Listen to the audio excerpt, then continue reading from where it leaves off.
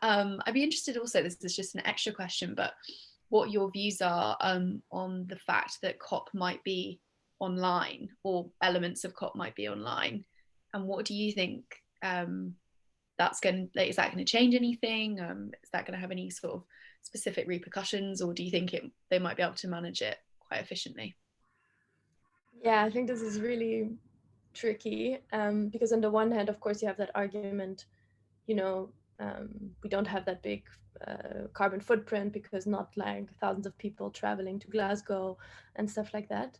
And that you have maybe a bit more accessibility. But at the same time, I really think that for civil society, so then also for young people, it's quite dangerous because already when I was at COP, like it's really it's so tokenistic how you are included in the process. It's more like, young people, come here, share your successes, you know, let's give you a round of applause and then you can leave again.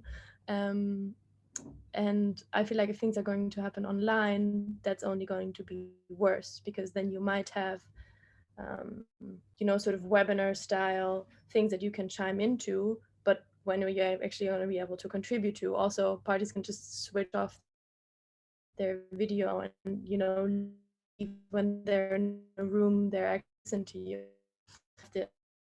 if you have the to intervene, of course. And also, I think, you know, I was at this sort of, it was a UNFCCC process a couple of weeks ago, and then you just had delegates from India really struggling with internet connection, right? And that really puts you at a disadvantage, and there's not like this sort of, you know, negotiations happens also with trust, I guess, to a certain degree. There's like no personal contact and stuff. So I feel like it's going to be pretty tricky.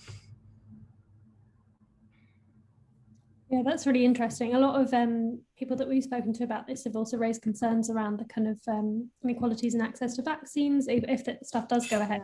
And that's obviously a big thing to think about as well. So I think it's definitely something that we're going to have to be aware of. Maybe relating, sorry.